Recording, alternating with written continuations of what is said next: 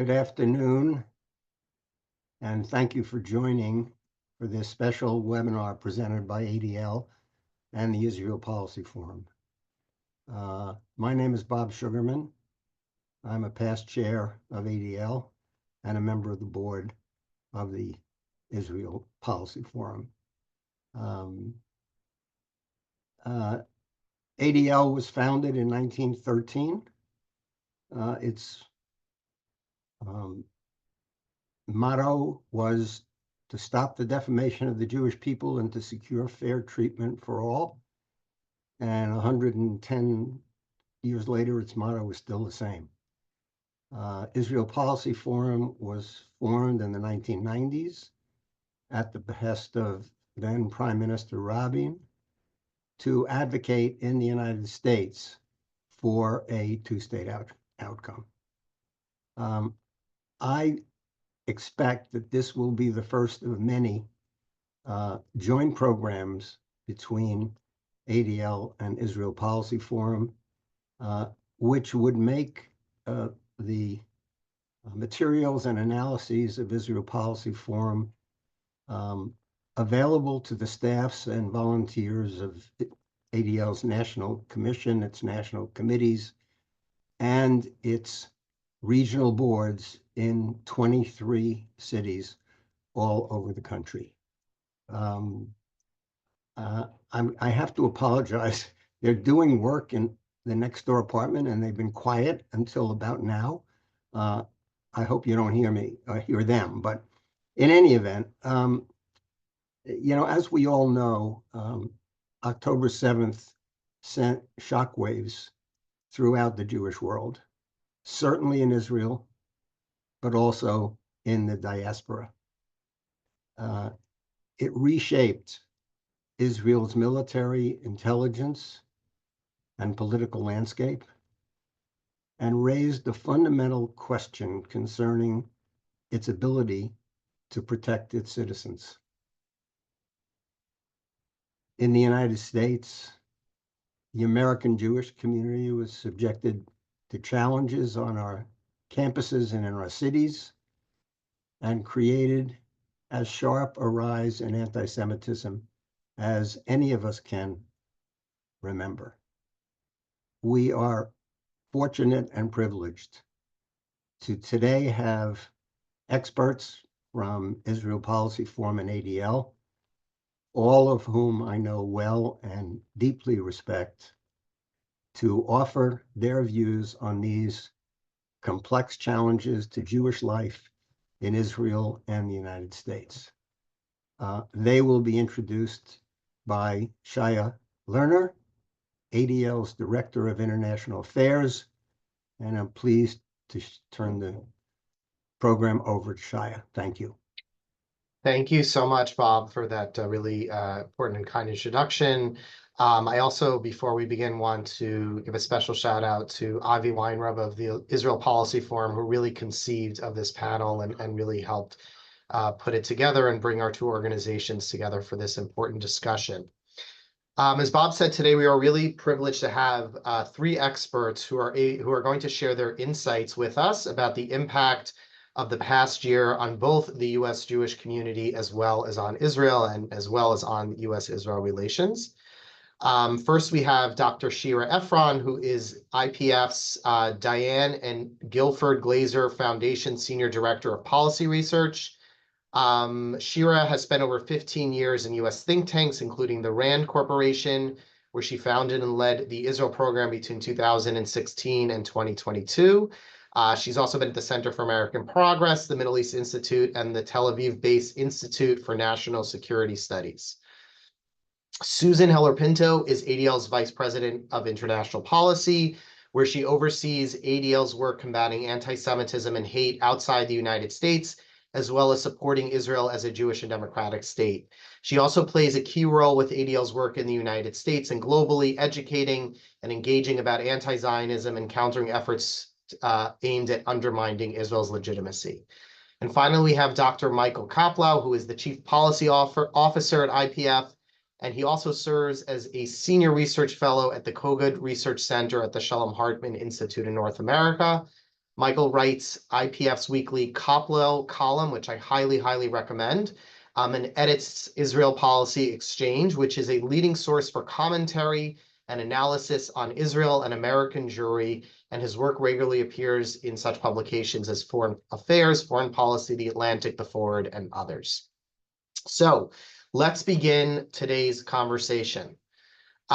So since the October 7th attack, we have seen a noticeable shift impacting the U.S. Jewish community, U.S. Israel relations, and Israeli society. I'm going to ask each of our panelists to please speak about these shifts and what is driving them. I want to start first with you, Shira, and ask, how do you assess the long-term societal effects of the October 7th attack and the subsequent war on Israeli society broadly? Hi, everyone. It's really good to be here, and please pardon my voice. I'm a little bit under the weather. It's a complicated question because it almost feels like we're still in the war, right? In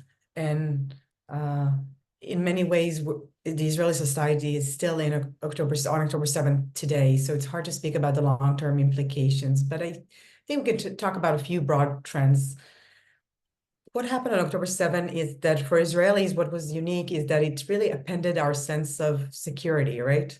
There are many things about it being Israeli, and I'm sure people here, our viewers and listeners have been to Israel, and there are many parts of Israel that could be like, oh, this place is less organized than parts of the US, right? And can be more of a mess and more dirty, and like people skip in line and all these things. But what you know for sure is that you are safe and secure because the government and the IDF will protect you no matter what. And that hasn't happened. The IDF has failed miserably. The government, it's a collateral failure, right, of the state of Israel to protect its people. People were slaughtered and kidnapped from their beds. And I think this sense of insecurity in people's personal lives is something that we are going to feel in the long term.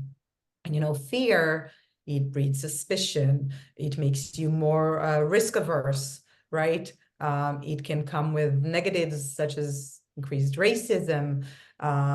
It comes with more arms that civilians have. When we talk about gun control issues, these were like American issues, right? They're not supposed to be Israeli issues, but there's more arm now. And essentially, we are joking that anyone with a pulse can get a weapon today, and an assault arm. And that is very that is something that will take long term to fix, even though the public support in the IDF and the confidence in the IDF has been restored because of the performance of the IDF in the war. I think the personal sense of security. I think it's interesting to see that we are looking at a public that turned more to the right. It's not that we were close to a two-state solution on October 6th, but this whole concept of a partner on the other side, it's been further eroded by those events, right? The Israelis are really skeptical of finding a diplomatic solution.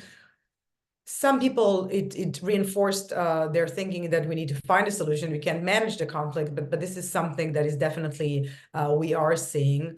There are tensions, intersocietal tensions, especially when it comes, you might be following these issues when it comes to the Haredi draft. The IDF needs 20,000 more soldiers to fight on the multiple fronts that it's fighting, 7 fronts, not including the domestic front. We're talking about 7 fronts, 20,000 soldiers. And, it's not a equity issue or a nice to have issue or budgetary issue. It's a really matter of life and death, right? This is a real need. And you have healthy, full cohorts of Haredi men and women, but Haredi men who just refuse to go to the military. Their leadership refuses to send them to the military.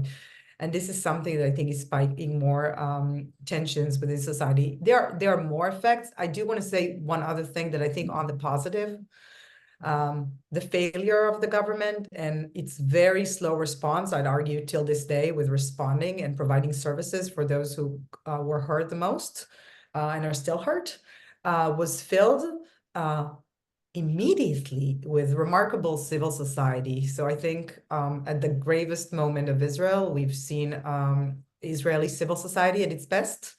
with solidarity. And I don't know, I've spent half my life in the US, but I feel it is unique to Israelis that coming together and sharing, people just share their homes, took people in with nothing in return, and we're still seeing this support today. So this would be my silver lining of the effects of October 7th here. Thank you, Shira, for that perspective on Israeli society. Susan, if I can ask you, what has been the impact of the October 7th attack and the aftermath on the U.S. Jewish community? Thanks, Shaya. And I really think that probably anyone tuning into this webinar today could really answer this question in the same way. And building upon what Shira said, it's really been an issue of a sense of vulnerability and security, just as Israelis were horrified and shocked and had and felt incredibly vulnerable on October 7th and every single day since last October 7th. American Jews feel that vulnerability, feel that shock towards Israel. It's continued, obviously, as Israel fights on numerous fronts on all its borders against Hezbollah, Hamas, Houthis, Iran itself. This is showing up very much in polling that has been done over the last probably 10 to 12 months, assessing what American Jews care about. JFNA, AJC, CAM, the Forward have done really interesting studies. They show that American Jews are following developments in Israel very closely, that they're anxious about it, and it's assessing, and it's connected also to how they plan to vote in less than a week. So that's number one, concern about Israel. Number two is concern about their own vulnerability and our own security here in the United States. Putting on my ADL hat, which is why I'm here. ADL, of course, monitors every single day data on anti-Semitic incidents. And on the anniversary of October 7th, we issued new data assessing incidents from 2023 to October 7th, 2024. We saw 10,000 incidents. It represents a 200% increase over the previous year. On campus, it was even worse. It was a 500% increase year over year of anti-Semitic incidents beginning October 7th, 2023.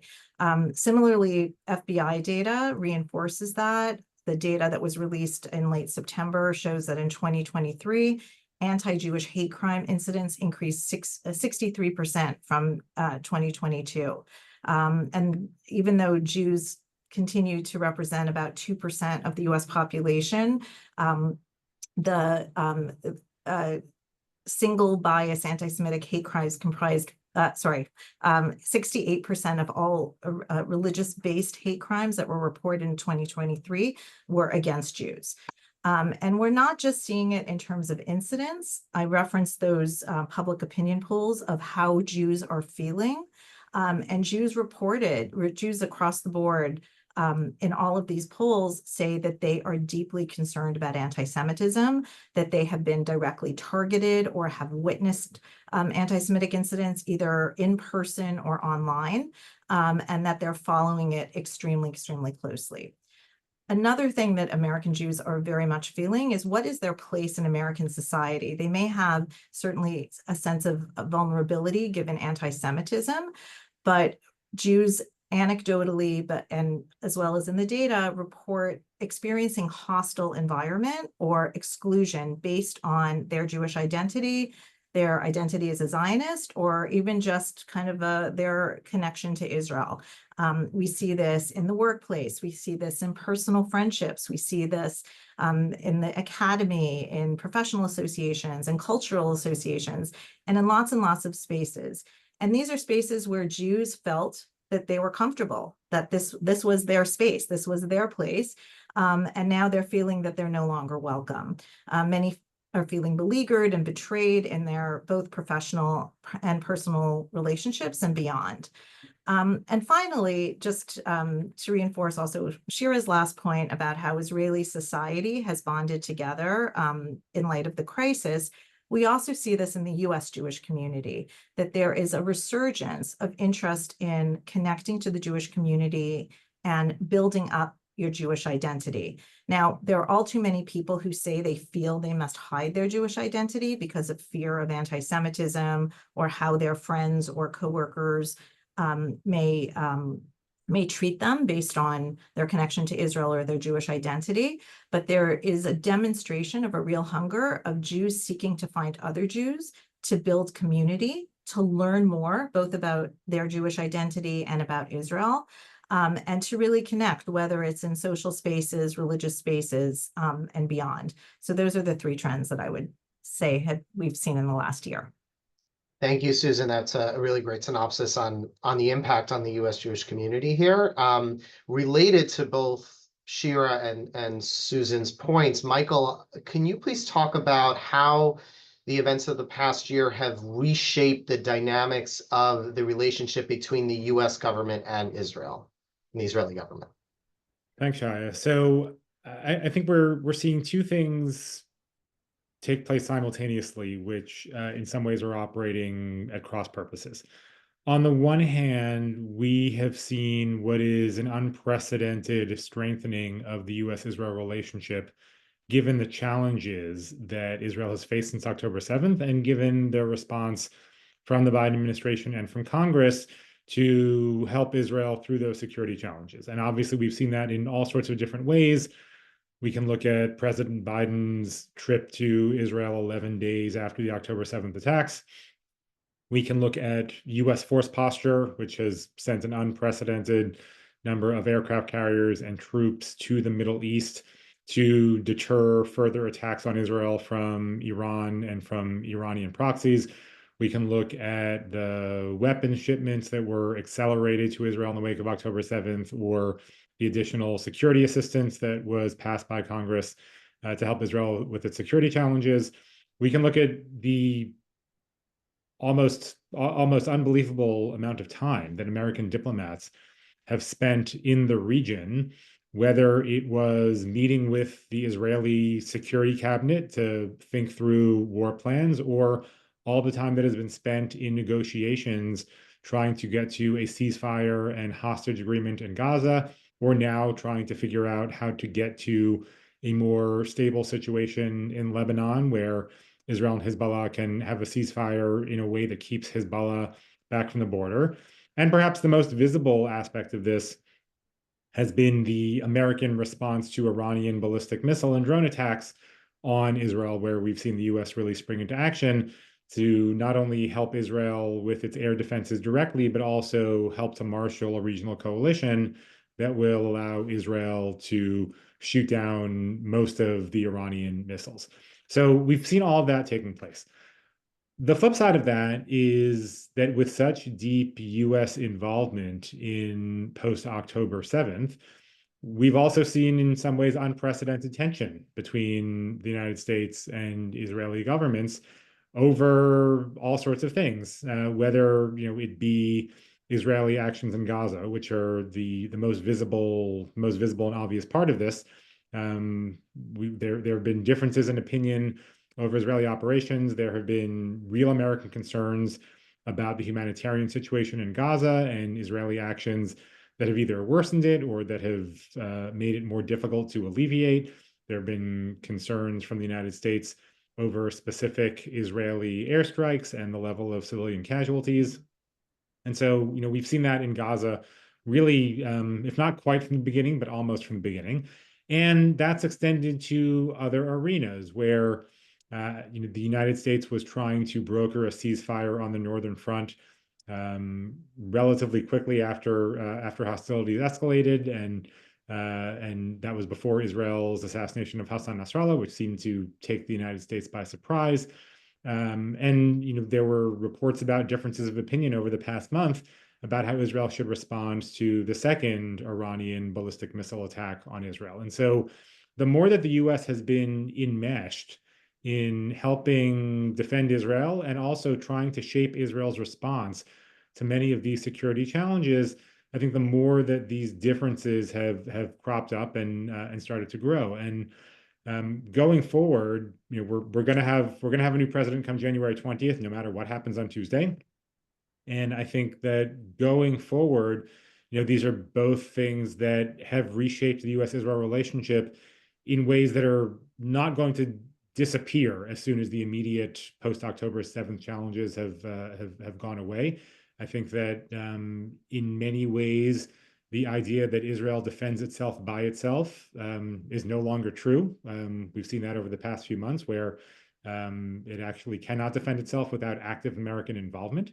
And I think that a lot of the challenges in the relationship that have stemmed from specific Israeli actions are also not going to go away. And that's also irrespective of who gets elected president. So I think that this new dynamic is probably here to stay for a while. Thank you, Michael, for that really important analysis into the dynamics of the U.S.-Israel relationship currently. So now that we've kind of sort of set the table, I want to start delving into some more specific issues. And I want to start with you, Shira, and ask a little bit about the wars, I should say, that are currently going on. Israel's engaged in multi-front conflict, ground troops in Gaza, ground troops in Lebanon. There's also an escalating security situation in the West Bank. There's the aerial attacks that Michael mentioned from Iran. There's also aerial attacks coming from Iraq, from the Houthis in Yemen. Israel has never in its history fought this type of prolonged war on so many different fronts with so many different elements. How has the fighting over the past year, in your view, impacted Israel's security capability? And how much longer do you see Israel being able to sustain the current fighting? That's a very complicated question. Yeah, I think overall in different levels of intensity, Israel's fighting on 7 fronts. And as I mentioned, there's an 8th front, it's the domestic one, and we can't separate those questions. Israel's doctrine has always been short, decisive wars and on enemies' territories.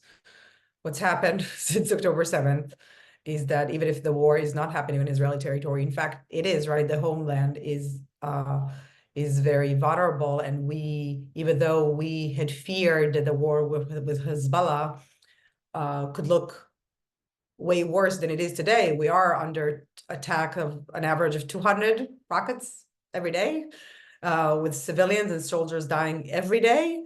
And this has been going on for over a year. And we could be ending this and winding down the wars, but perhaps not. And this all depends on a political decision that may or may not be shaped by the U.S. the outcomes of the U.S. election. So there's a lot of uncertainty at the moment. But we are seeing West Bank that is teetering on the brink and could get even worse with the UNRWA legislation that we can dive into it if anyone has a question. Iran is probably likely to retaliate to Israel, and then Israel will retaliate further. So we are this attempt to contain the war is under risk now. In terms of, is this sustainable and how long can Israel continue this way? I think it's a miracle that Israel has continued so far. It was important because there are really remarkable military, kinetic, tactical achievements right on all fronts. Essentially, Israel eliminated all of Hamas's leadership, eliminated Hamas's capability to govern and threaten Israel militarily.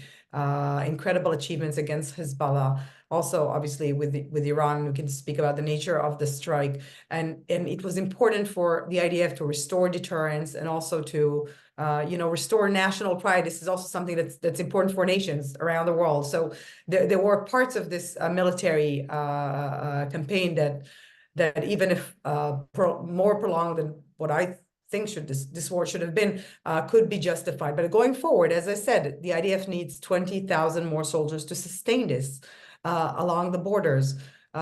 Soldiers in the soldiers in compulsory service, but also the reservists. I have friends that have been in reserves for over 200 days straight, and those are not young people. They have families, they have businesses, or they had businesses because they had to shut down their businesses. We're hearing of higher divorce rates, PTSD levels that this country has never seen before.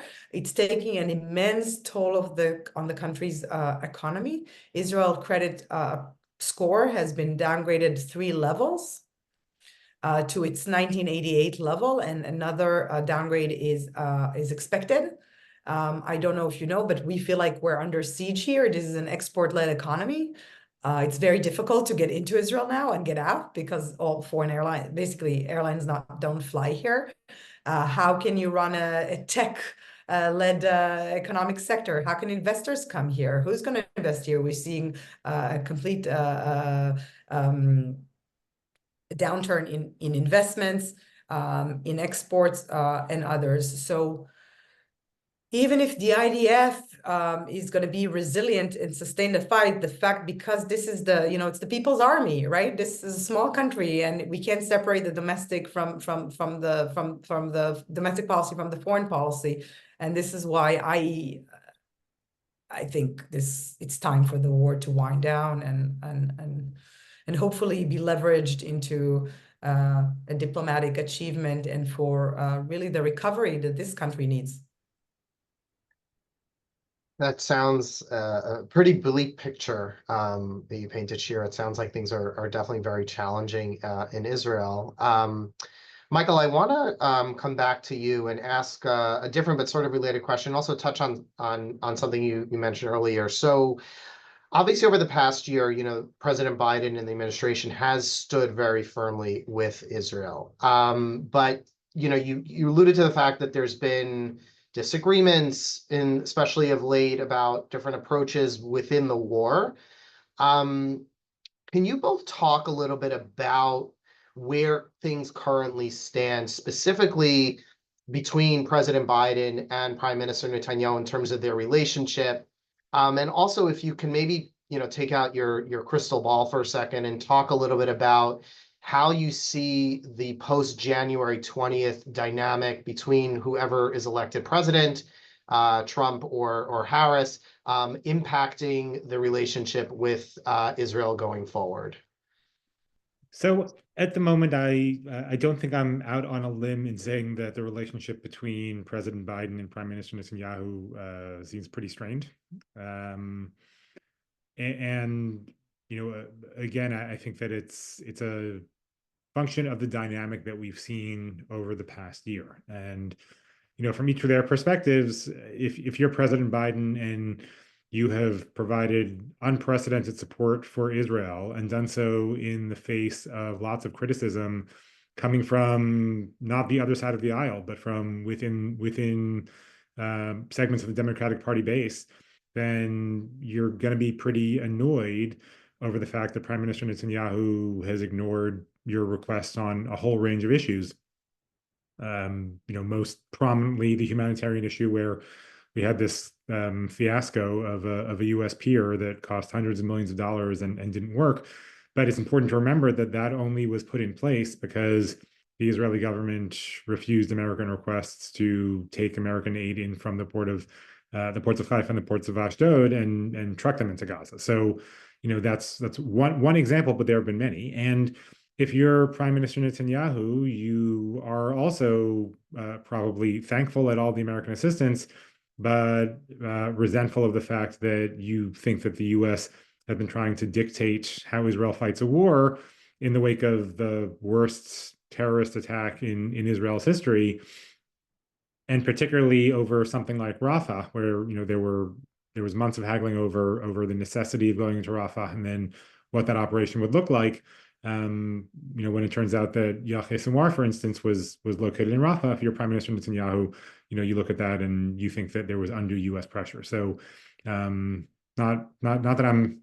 I certainly have a view as to which one of these has more legitimate grievances, but I'm laying them both out here just to demonstrate that I think that on both sides there is frustration.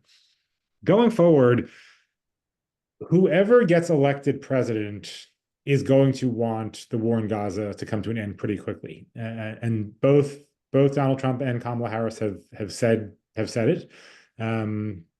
Today, actually, for those paying attention, Donald Trump tweeted something about bringing the war in Lebanon to an end as well, saying that he wants to stop the suffering and destruction in Lebanon and see the Middle East return to real peace.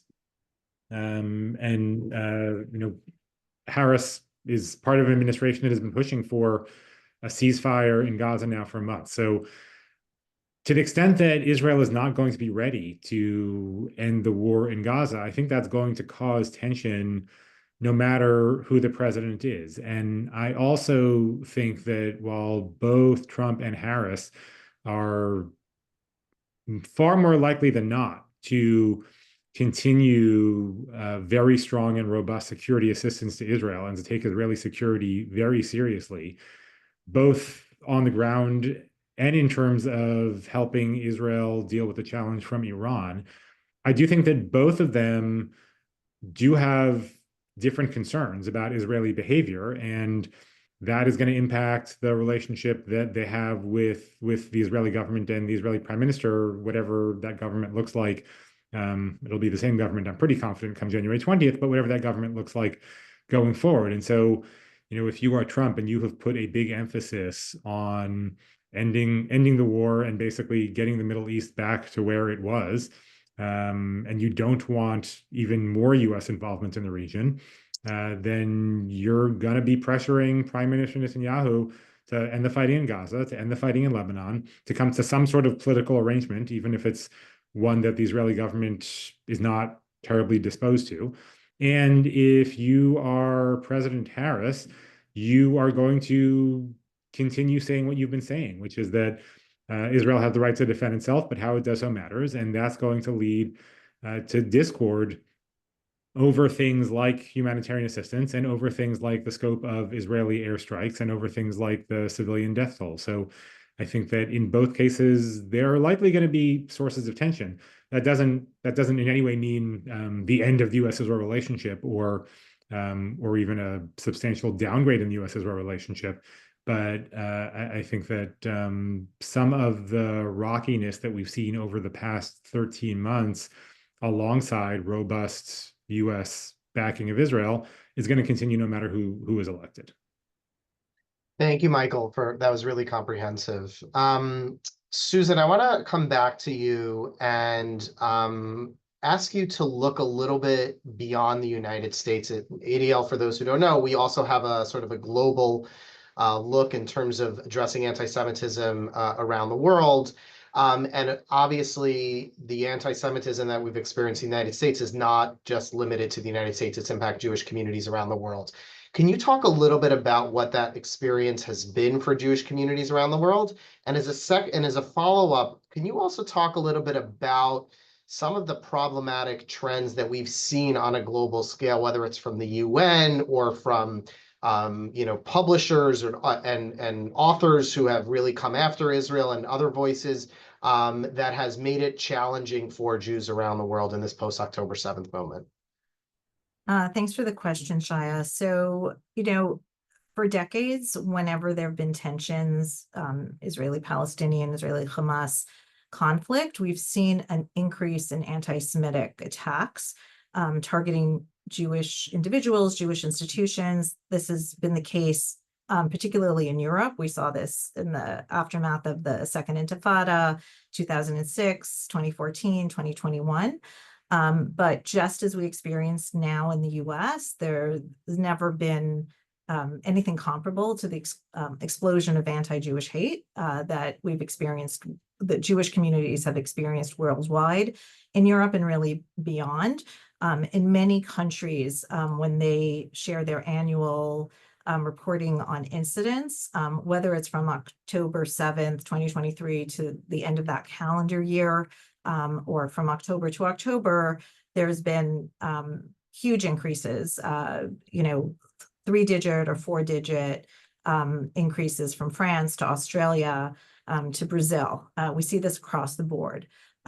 We see really troubling incidents, including, as I said, attacks on Jewish institutions, on synagogues, on Jewish schools, on Jewish homes that have been dabbed with anti-Semitic or anti-Israel graffiti, and attacks on Jews on the street.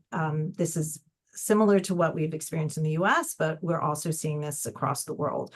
In terms of what is a little different, is also the impact of how government policies towards what's going on, post-October 7th Israel and towards what's going on in Gaza has also affected the vulnerability of communities. So we have seen in where there are Jewish communities where the governments have been active proponents of Hamas or actively engaged in vitriol towards Israel, whether or not the actual statements are anti-Semitic or not, but very anti-Zionist, very anti-Israel. Examples of this are in South Africa or in Turkey. There is an increase in the sense of vulnerability among that Jewish community. And so that's something that's also very troubling. And in terms of kind of global campaigns, we see this in the US, but we've seen it in Europe, in Latin America, in Australia, very similar trends. In Australia, for example, there was a doxing incident where a WhatsApp group of Australian Jews who were in the arts and in cultural spaces came together as all of us are on different WhatsApp groups of different affinity groups came together after October 7th to show support for one another. And somebody leaked you can read all about it. Someone leaked the list, and those individuals who were on that list of Jews in the arts were doxxed. Their businesses were attacked. They were attacked online. Their private information was released.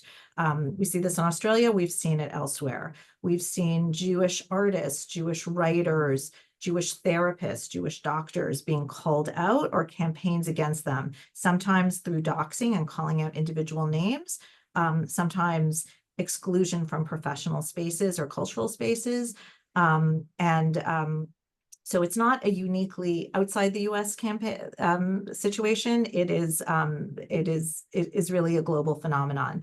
I will also say that the situation that we saw with the encampments on campus and the situation in the US on campus, in many past decades, in many past periods of conflict, Europe has kind of set the tone and the US has copied that. So if there were anti-Israel campaigns, if there was a growth of anti-Semitism, Europe led and the US followed.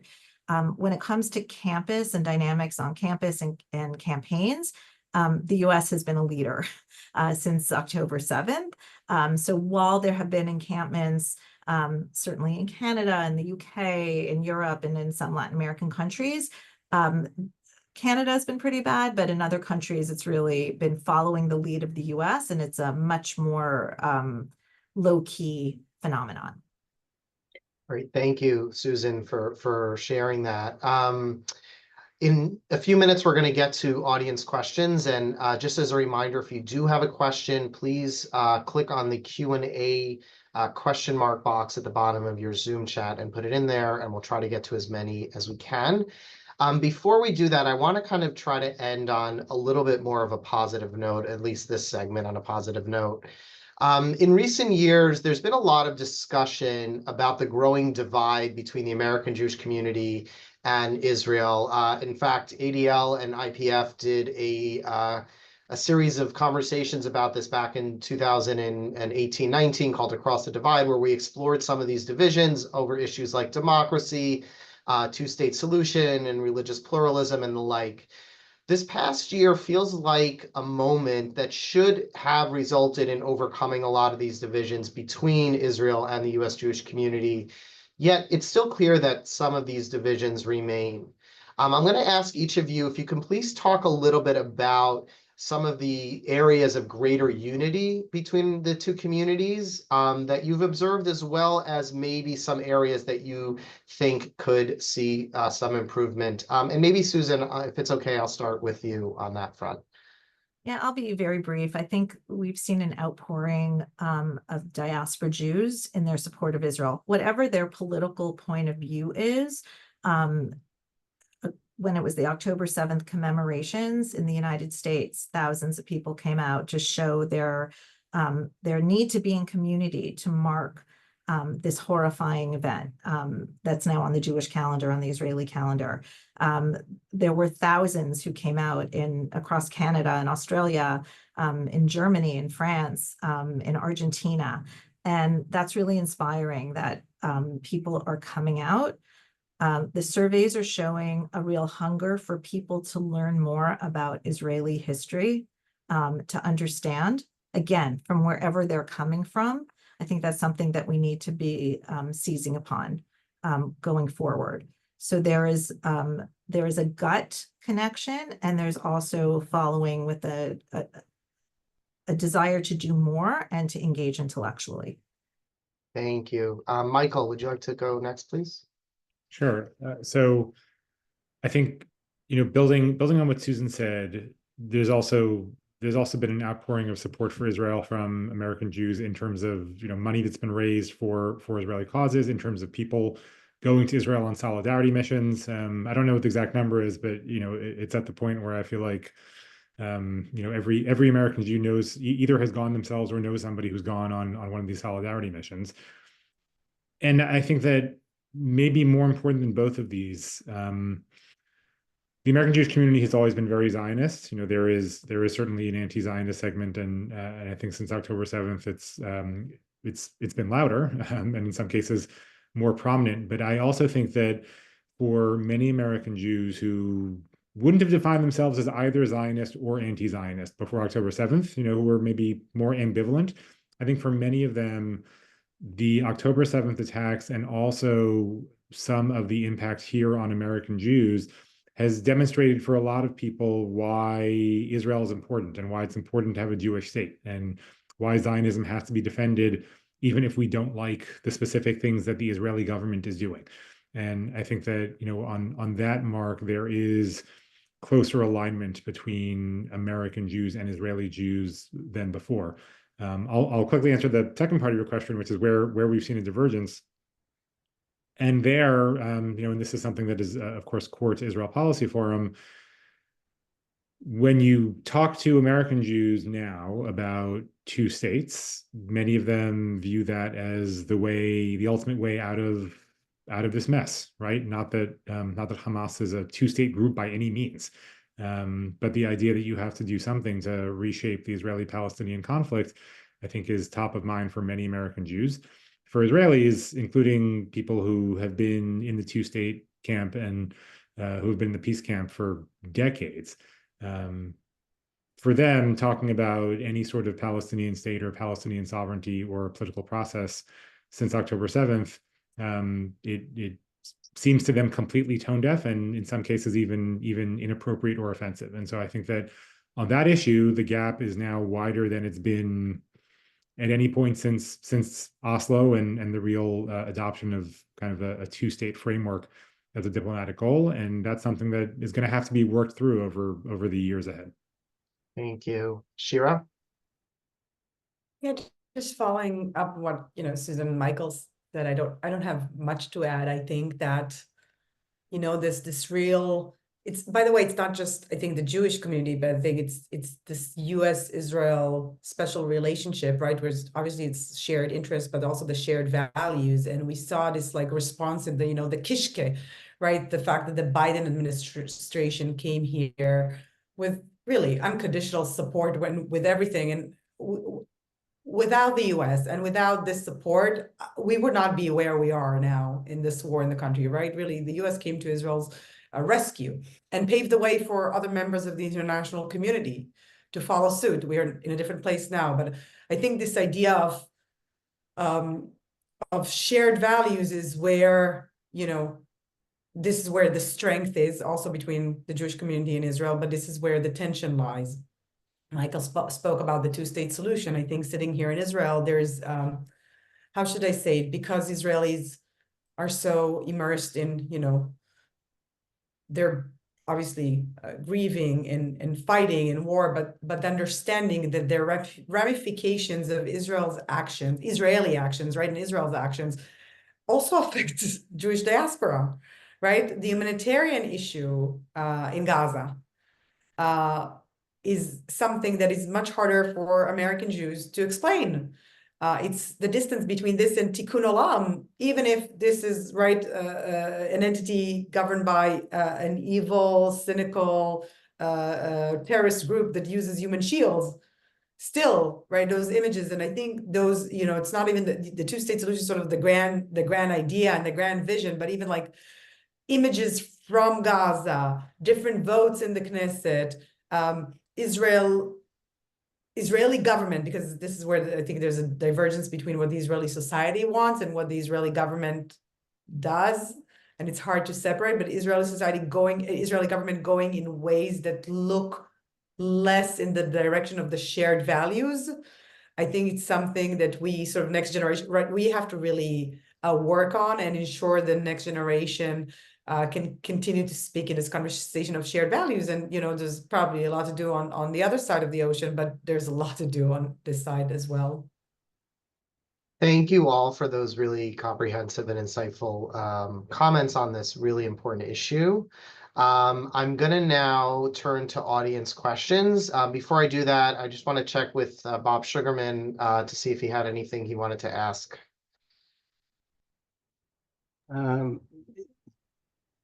Yes, I was going to wait, but since you invited it, there have been a lot of reports of negotiations that are going on to attempt to resolve the situation in Gaza, the situation in Lebanon. From what I read, there's more optimism on the Lebanese front and a lot less on the Gaza front. My question for Michael and Shira is, what's your take on the possibilities that any kind of breakthrough can take place on either front? Thank you. Michael, do you want to maybe take a question? Yeah, sure. Shira and I just had an extensive discussion about this on the Israel policy pod that will come out tomorrow, I think. So for more people should listen to that. But briefly, I'm not very optimistic about any ceasefire on the Gaza front. I think that the basic structural variables have not changed. Hamas is not backing down from its demands that the war come to a complete end and that Israel withdraw from Gaza entirely. On the Israeli side, there's been no indication I've seen of a rethinking of things like remaining in the Philadelphia or Netzarim corridors. And I think the political incentives within the coalition continue to point toward more military action in Gaza rather than less. On the Lebanese front, certainly U.S. officials are more optimistic, and Amos Hochstein and Brett McGurk are both traveling to the region to try and get a deal on a ceasefire on the Lebanese front.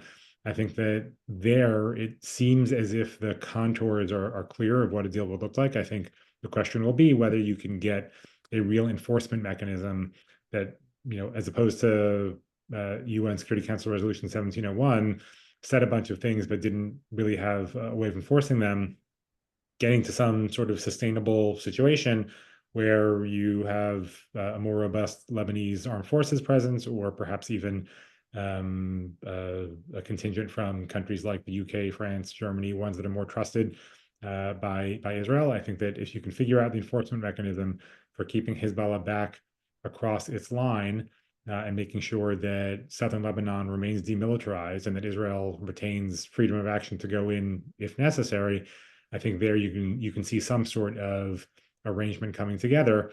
But I'm not sure that it's as imminent as some of the reporting suggests. I think it probably will take a bit more time. Thank you, Michael. I wanted to now move to the issue of UNRWA. It's obviously been in the news lately, in part because the Israeli Knesset just voted effectively to make UNRWA operating in Israel and the West Bank and Gaza much more challenging and difficult. So I'm going to break the question into two parts. One, Susan, can you talk a little bit about the problematic history of UNRWA, why they are so controversial? And then Shira, I think you wrote a policy paper on this. If you can talk a little bit about what can be done to address the challenges that UNRWA's actions pose. So Susan, please. Yeah, I think I'm probably going to turn it over to Shira, but there's very long-term systemic issues with UNRWA in terms of even its existence, providing services to refugees many generations past any other refugee community. There's all long been an issue with its educational materials and anti-Semitic and anti-Israel and anti-peace content in UNRWA schools. Since October 7th, it's been very apparent, and Israel has highlighted that some of the perpetrators of the October 7th attack, many Hamas officials are employed by UNRWA, and UNRWA has taken very few steps. Some have been suspended from their position, but there has not been any real systemic overhaul. The frustration that you see that led to the Knesset vote is that there have been so many problems, systemic problems for decades with UNRWA. It's only been worse over the last 12 and a half months. And yet everyone's kicking the can down the road saying, yes, we'll pull funding or we'll work on it, but there has been no systemic overhaul or looking for alternatives of who can deliver the very essential services that UNRWA does deliver to Palestinians in Gaza, in the West Bank, also in East Jerusalem. So I'll turn it over to Shira, who will probably do this more effectively, but it highlights the very, very long history of UNRWA's problematic record and the inability of the international community, of the UN and the international community to resolve it until this crisis point. Thank you. Shira? Yeah, no, Susan, I think you did a really good job. And just because I'm having a coughing attack, I will try to be brief. I certainly a very problematic UN agency that doesn't act in a neutral way like the UN should be acting.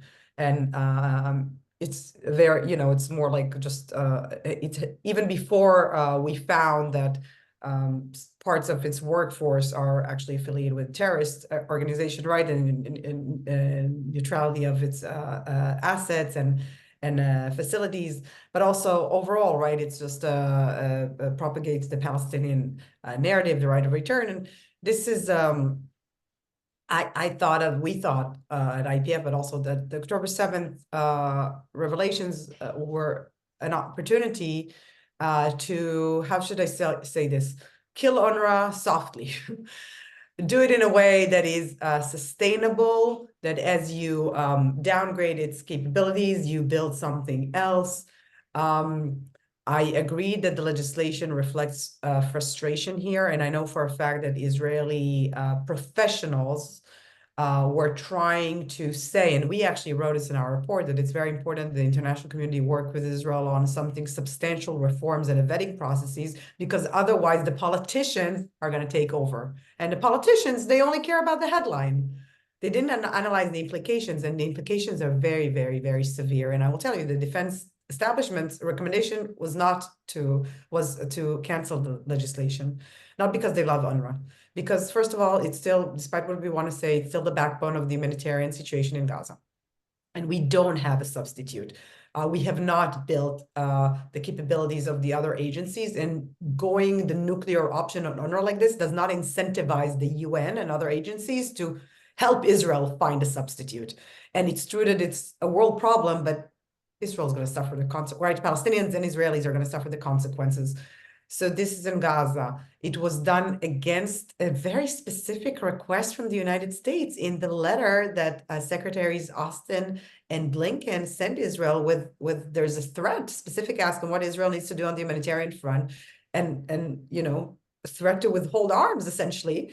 There was a request to not go ahead with this legislation. And we also know that that Biden asked Netanyahu to withhold the legislation, which the prime minister could have done on their private phone call. Everything is leaked in Israel, so we know that. And Israel decided to go against the U.S. at a time where I just feel like the timing of this and the nature it was done is extremely is worrisome to me, despite the frustration that I also have, and I think it does reflect the failure of the international community to address Israel's concerns seriously and demonstrate some progress on this. But if we're looking, as we were speaking before, right, Israel's fighting on 7 fronts, trying to keep a lid on the West Bank from falling into a full-on intifada. When we're talking about the West Bank specifically, the West Bank is the economic situation is terrible since October 7 because of the loss of Palestinian workers having been employed in Israel, because of limitations on access and movements, because of Israel withholding the tax revenues. Unemployment rates in the refugee camps where UNRWA serves the population is 60%. Now, what you're doing is you're pulling away the safety net of 900,000, close to 1 million beneficiaries in the West Bank at a time where, at least from an Israeli security, please, at this time, I would like them to be more quiet. And we're talking about 47,000 students. And if the legislation is implemented as is and UNRWA can't work, we'll have 47,000 kids in the West Bank, just like roaming free without something to do. So this is, to me, it's just something that I wish the implications were analyzed and the legislation would stay, instead of within 90 days, let's say, give it 2 years, a year. Okay, let's just do a more gradual process, work with the international community. And Israel has to demonstrate it's taking the U.S. seriously when it comes to the humanitarian situation in Gaza, because this also doesn't create goodwill on the part of the international community. We're looking now into what can be done now after it passed. Hope to have some constructive thinking, but it is challenging. Thank you, Shira. We've gotten a lot of questions in, and unfortunately, we won't be able to get to all of them. But Michael, I wanted to ask you one that came in from IPF board member Matthew Fassler. Related to your remarks about the upcoming election, how do you think the different election outcomes would impact, one, the intermediate term U.S. policy towards Israel, and two, federal efforts to address anti-Semitism? So the anti-Semitism question, that is definitely one for Susan and not for me. But I'll take the first part of it. So, as I mentioned earlier, I think that whoever gets elected is going to lean on Israel to stop the war in Gaza. Hopefully, the war in Lebanon will be done by January 20th. But I think that's going to be the immediate impact. I think that if that happens, then the question is, what are the priorities of Trump and Harris next? And there, I think, is where we're likely to get some sort of divergence. I think that if Harris is president and the war in Gaza is over, she's going to pretty quickly pivot to the day after and trying to construct something in Gaza that looks sustainable, that ties into the West Bank, that has involvement of the Palestinian Authority, something that advances the ball forward on the Israeli-Palestinian conflict, as opposed to just saying, all right, the war in Gaza is over and whatever mess is left is not our issue. I think if Trump is president, he's likely to be far less interested in what the day after in Gaza looks like. I think that that's just not the sort of thing that he's going to necessarily want U.S. investment and deep involvement in. I think that his first priority is probably going to be figuring out if you can, once the fighting's done, get to Israel-Saudi normalization without addressing some of the larger political questions that will come up in Gaza and the West Bank and within the Palestinian arena.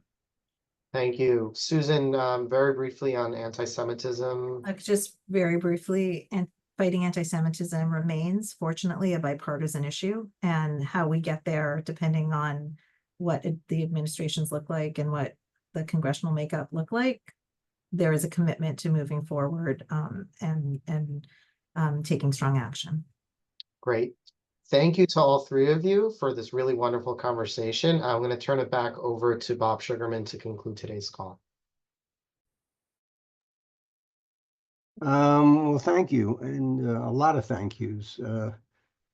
First, to the panelists, they did not disappoint me, and I'm sure they didn't disappoint you. And both ADL and the Israel Policy Forum are really fortunate to have people of the caliber that you've heard this morning doing the analysis. Thanks to Shaya for keeping this going. And Shaya is not only an expert moderator, he's a policy person, and he is very much involved with Susan and with others at ADL for setting that policy.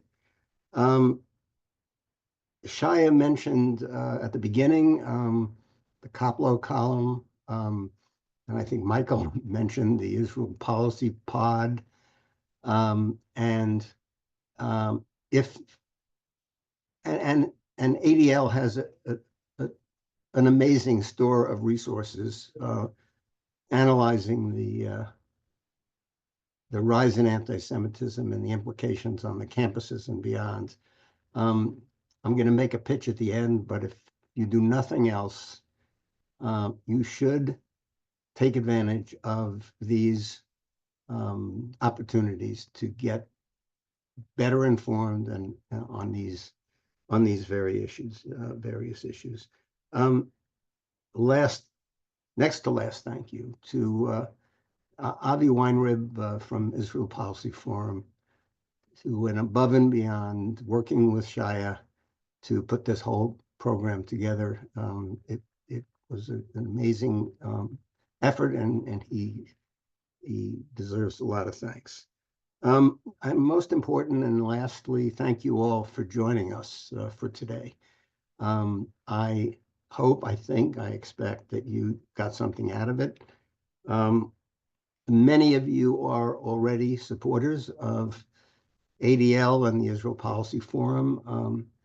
Those who aren't, please consider, as you think about your year-end giving, to add both organizations, and you will, after the program, receive a communication from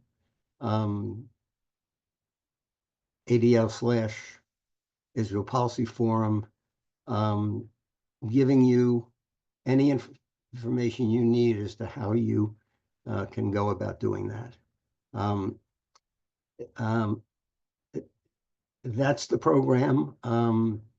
As I say, I hope you benefited from it, and wishing you all a very good day.